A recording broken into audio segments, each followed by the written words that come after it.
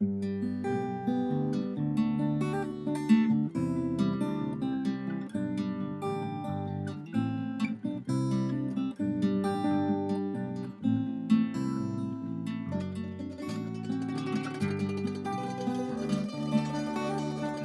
name is Marcy Axness. I am an early development specialist.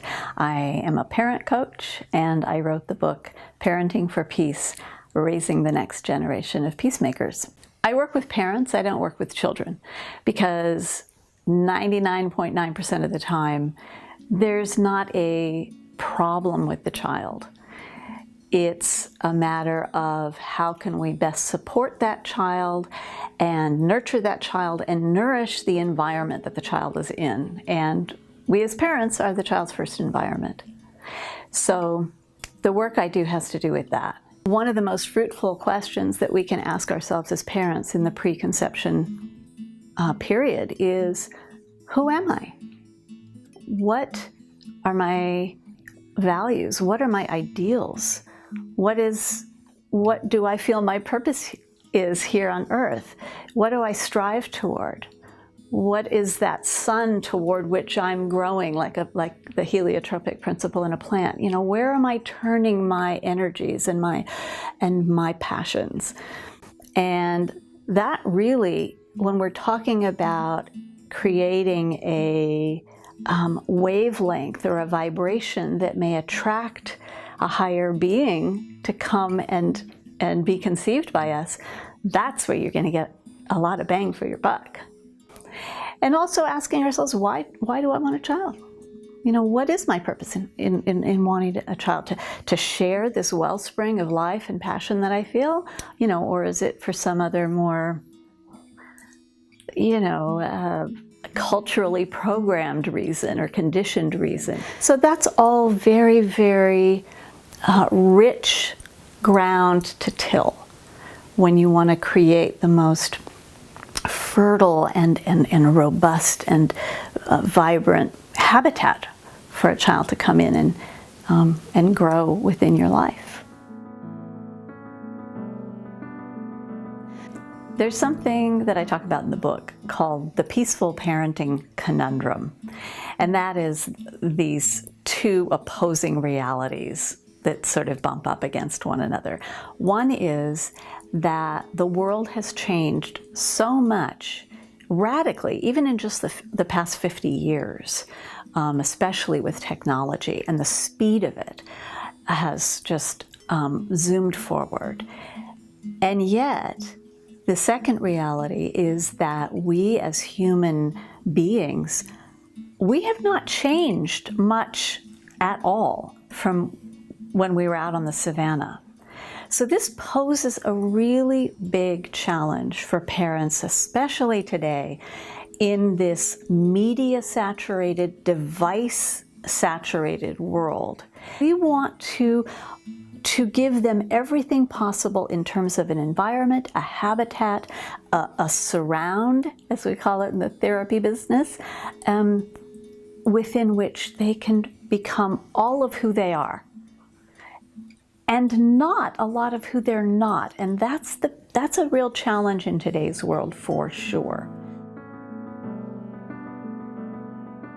The underlying objective of my work is to help parents become reconnected with their own inner wisdom. You know, we all have that light, that intuitive knowing inside us, but it can get so dimmed and drowned out by the din of cultural conditioning, of parental conditioning, of religious conditioning, of educational, whatever, what have you.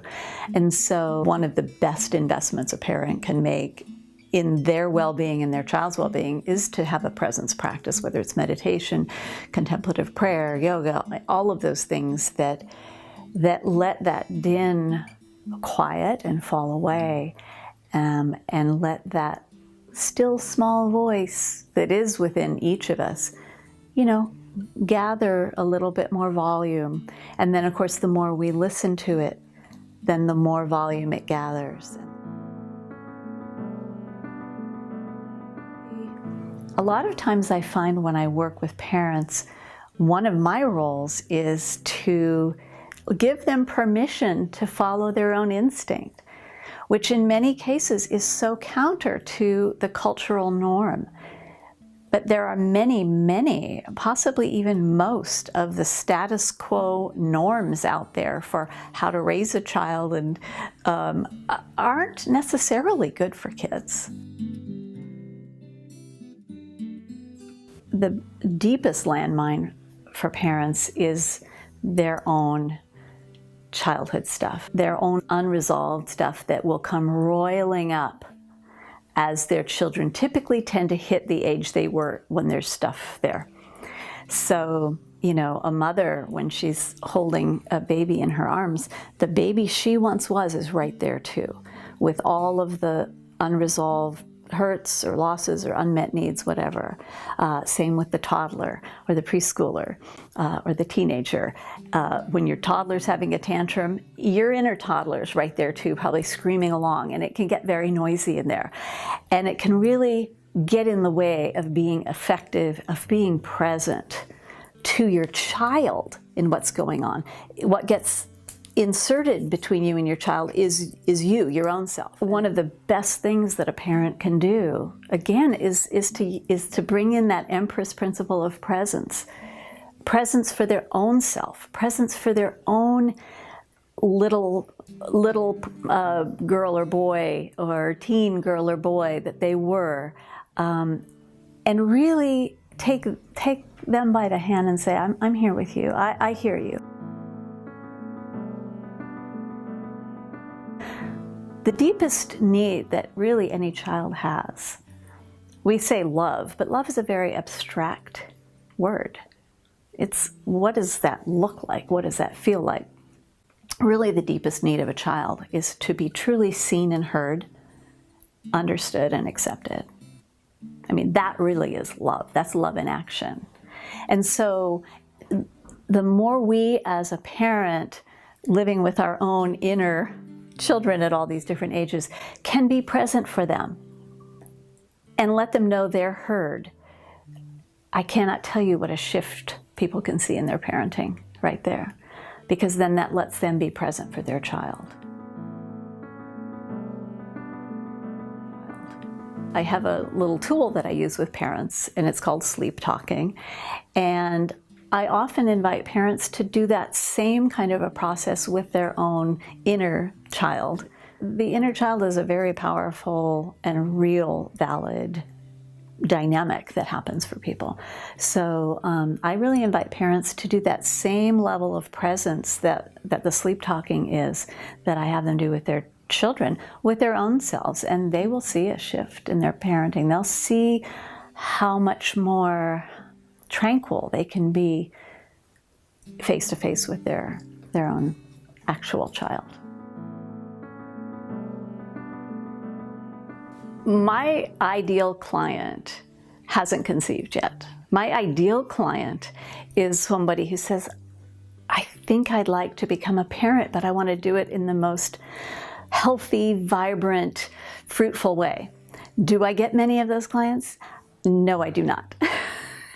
Because anybody who is in any of the helping professions will tell you, you really only see people when they are in pain, when there is a conflict, when they've butted up against something. I come from the world of adoption. I'm adopted myself. I've done a ton of teaching and speaking and writing on the issues that I would call them the psychospiritual issues in adoption. You know, what does it mean for a lived life to have been conceived way out of intention, you know, carried in probably a pretty stressed womb and separated from your biological mother at birth, and then whatever your adoptive situation was like. I certainly was brought to my knees by motherhood. I mean, I thought I was all ready. And I loved being pregnant with my first child, and I studied everything, and I was so ready, and I had all the perfect furniture. He was born, and I flipped out. Because again, it took me right back into my own babyhood. I mean, I remember actually after Ian was born, and he was taken with his dad to go and do the things that they do to babies, which now I probably wouldn't let them go do that. I remember lying there by myself in the room, and I started to talk to Ian in my belly, and then I realized, oh, he's not there anymore. And I'm sure that in that moment, like, my whole experience of being born and separated from my mom was activated, you know, and just bubbled up. And I had a really, really rough time over those early months as a mother. So I did a lot of work, and then 3.5 years later, was going to be born my daughter. The interesting thing is she was due the day after my birthday. And it is said that the body has calendar reactions, has anniversary reactions, and that, you know, I was pregnant on exactly the same schedule with her that I was on within my own mother's womb. And so we come to 3 weeks before her due date, and we're at the symphony, and we're listening to this beautiful piece of music. And I start to feel the weirdest feeling, which I couldn't explain then, but now I look, you know, later I realized it was psychic nausea, something very deep threatening to come up. And I said to my husband at intermission, we have to go home. And we go home, we walk into the house. I don't say hi to the people babysitting my son, anything. I walk straight back to my room. I strip off my clothes. I climb in bed, and I start shaking, and I start crying, and the words just start coming out of my mouth. Mommy doesn't want me. Mommy doesn't want me. Mommy doesn't want me. And this was before I had really gotten into my own birth psychology piece and my own prenatal stuff. I really hadn't put those pieces together yet in a therapeutic way. But I knew as soon as those words were coming out of my mouth what it was. And, you know, and then I just purged. And she was born the next day. And I really believe that this was my gifted daughter blasting through a wall that would have kept me sort of separate from her like it did from her brother, because it opened me up and it cleared me out. And we had just the most wonderful, close time that I hadn't been able to have with her brother. And so I feel that that was a demonstration of her giftedness. I mean, I'd never called her an indigo child, or, you know, but she has always been deeply empathic from before she was born. I really believe that this was her exercising her power and wisdom to bring her mom close to her. One other Eve story, when she was 3 years old, it was getting to be bedtime, and so I was getting her kind of pulled together for bed, and oh, come on, let's tell you about the day you were born. Kids love to hear about the day they're born. And so, you know, I said it all, and okay, time to go. And she looks at me real intent, and she goes, "Tell me about the day you were born, Mommy." And I was like, I hadn't planned on this yet. I hadn't talked to even my older child, who was 7 at the time, you know, about adoption. It's one of those things that you just don't really plan on or think about how you can tell your own kids that you were adopted, and is it really a big deal and all of that. So on the fly, you know, maybe divine inspiration came through, and I really was able to tell her in a child's terms, well, the mommy whose belly I grew in couldn't be my mommy. She didn't have anything she needed to be a mommy. She didn't have a room for me, because, you know, kids at 3, especially a girl, that's a big thing. Didn't have a room, are you kidding? Didn't have a room for me. She didn't have clothes for me. She didn't even have a daddy for me. But there was another lady who couldn't grow a baby in her belly, and she really wanted to be a mommy. And so they agreed that she would take me home and be my mommy. And so I said it in those real simple terms, and it was like silence, and her eyes are locked on me, shimmering. And she goes, "Did you get to say goodbye?"